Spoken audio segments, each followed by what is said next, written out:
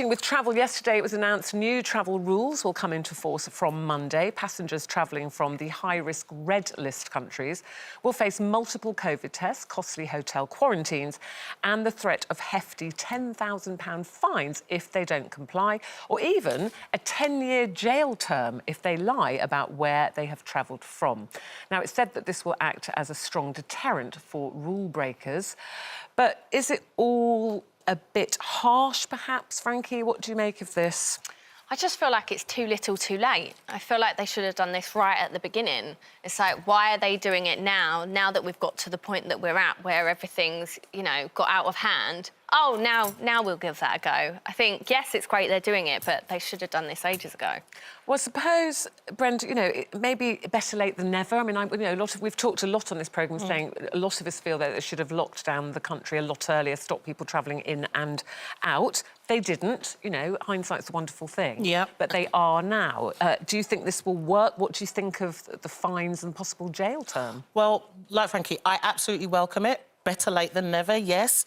You know, I've been watching what's been going on in Isle of Man, for example. You know, they're another little island, yes, smaller than us, but they're an island all the same. They had a circuit breaker for 25 days, and then 1st of February, everybody's back to normal. My thing is, for 20 or 25 days, because we've been in this for like a year now, 25 days, just circuit break, stop everything coming in. I don't know about this red list. Everywhere's a red list if it's not in the UK, as far as I'm concerned. And it's like, maybe they can do something with, you know, the domestic people that are coming in, maybe put like a GPS in a bracelet or something so that you can make sure that people are adhering to the laws. But I do welcome the quarantine hotels, absolutely.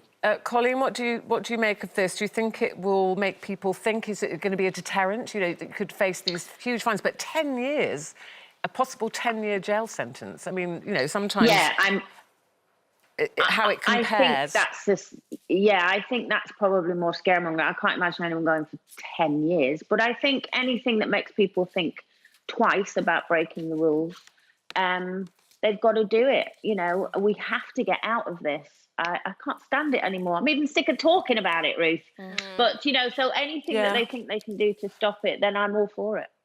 It's such a weird one, though, because I think for, like, OK, they probably won't necessarily charge anyone with 10 years, and, yes, it's probably more of a deterrent, but you're basically saying, like, it's 7 years for a child sex offence, yet you can tell a lie about coming. And I understand that if you give corona to someone, it could kill them, but 10 years...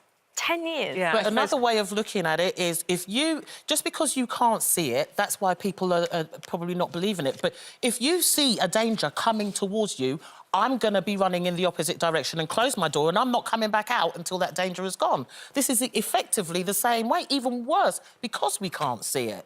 Yeah, I mean, the thing is, they are going to be having to trust some people, Coleen, aren't they? So some will have to go to the quarantine hotels, but others will go to where they reside and be told, you know, you have to stay in, you have to take a coronavirus test on day 2 and day 8. So they are still having to trust that people will do the right thing.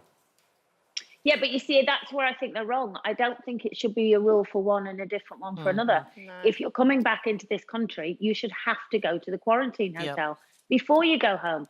You know, for 5, I think they test after 5 days and then 8 days. I think you should have to do that. That should be part of, you know, if you have to go away, you've taken the choice to go away, then you should have to go in the quarantine hotel. You shouldn't be allowed to go home. Yeah. Well, this all comes into effect from Monday. So people travelling from these 33 red list countries arriving back here will have to quarantine. So watch this space, as they say. You know, it changes quite often, doesn't it? Yep. It can change on a daily basis.